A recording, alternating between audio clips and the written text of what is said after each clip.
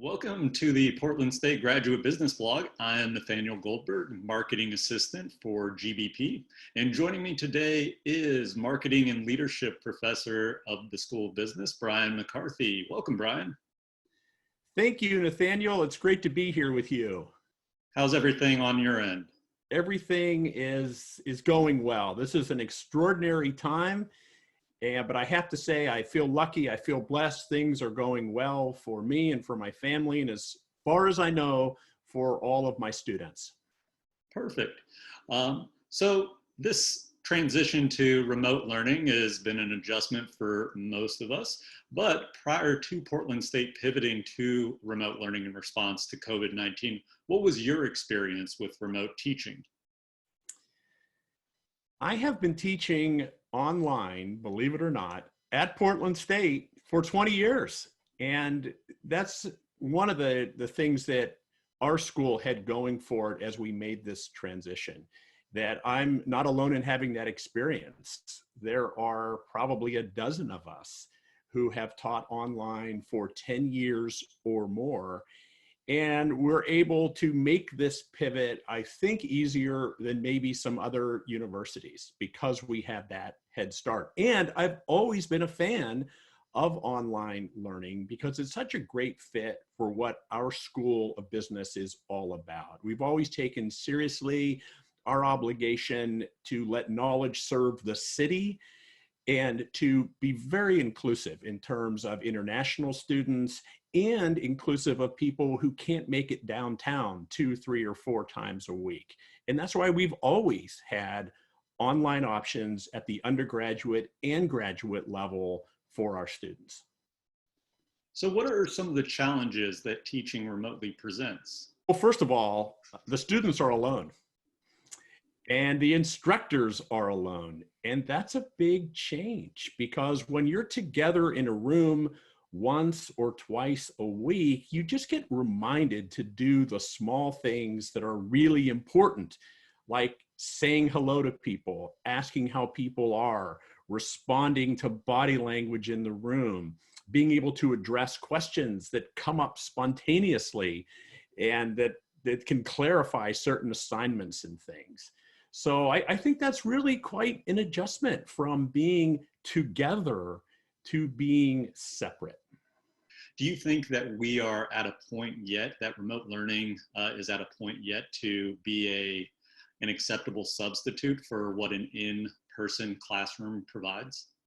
Yes, it's an acceptable substitute, but you still miss that magic of the face-to-face conversations and discussions and relationship building. But I've been part of our global supply chain master's degree for the past 7 years. I've been part of our healthcare MBA that we do in partnership with Oregon Health Sciences University for the past 8 years. And both of those programs are almost entirely online. And you can't quite get to the same place you can face-to-face, but you can come close. So it is definitely an acceptable substitute, and I'll emphasize it is more inclusive because you can reach people outside of a metro area, reach people who are maybe caregivers or who work long hours or who travel all the time. So on a related note, how do you still build relationships with your students while teaching remotely? Good question, Nathaniel. It begins with empathy, and I think that at Portland State, we do a good job of that. I think our instructors do. I think our students do. Just caring about each other and just trying to remember what people might be going through and putting ourselves in their place. And then I think when we do that, then we can remember the small things that can make a difference. So for example, if it's a live learning session, what we're calling synchronous learning, it's as the instructor to be there early and say hello to each person as they come online. There's a practical aspect to it. It's nice to know if somebody's audio and video is working, right? But more importantly, it's a chance to say hello, how are you doing, and to really actively listen and build upon the responses. What's some advice that you would have for students who may prefer that in-person classroom option because it provides some structure and self-discipline that they may not otherwise get.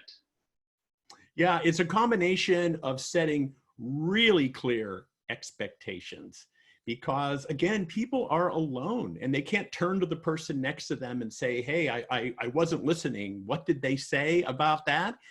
And so to be clear means that it needs to be clear in the syllabus. It needs to be clear in our online sessions. It needs to be clear in what we post.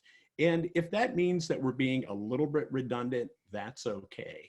And it also means making sure that we have a forum for students to give feedback, a place to ask questions during live sessions, a place to ask questions during asynchronous sessions. So if there's anything unclear, that they can ask questions and get the information that they need.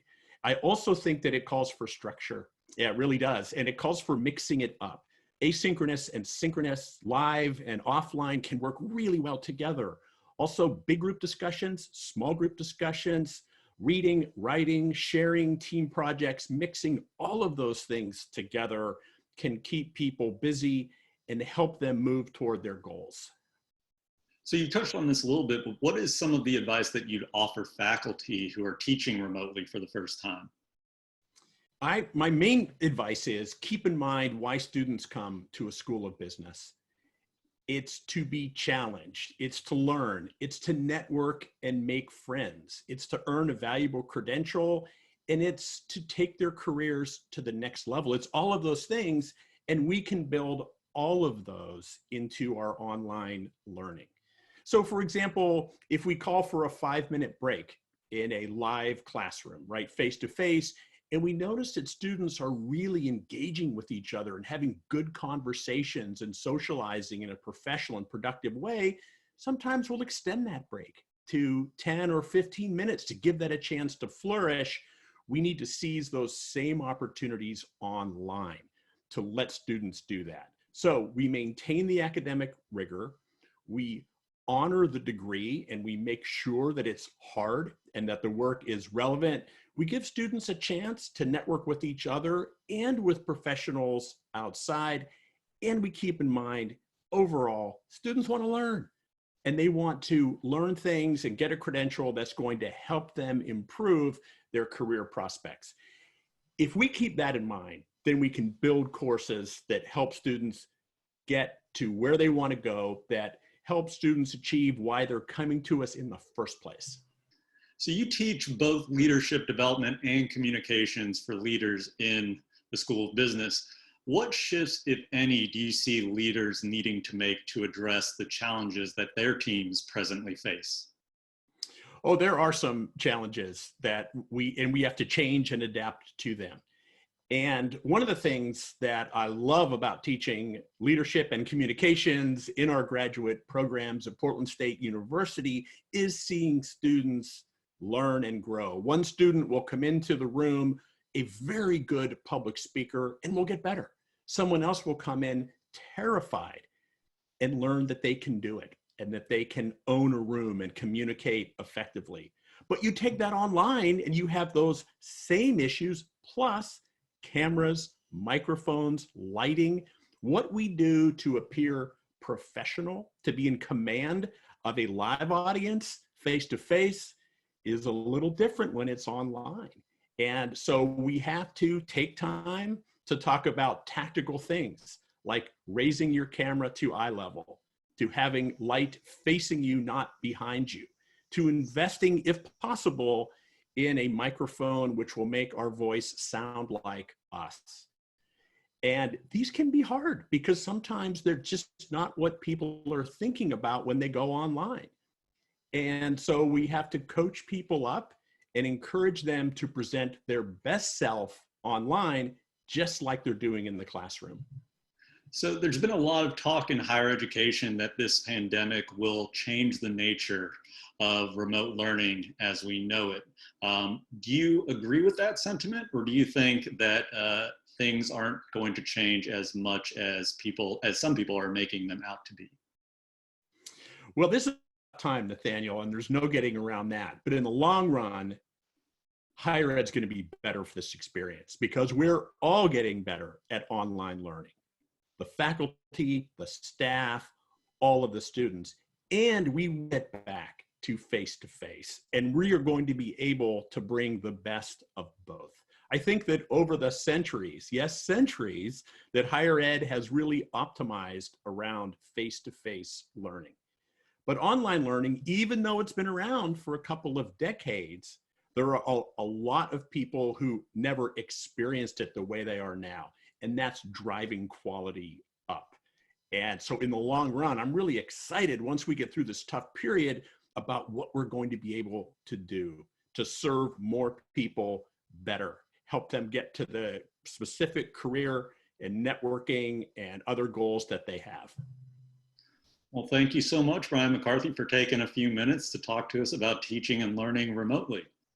Great to do this with you, Nathaniel. Thank you very much for asking.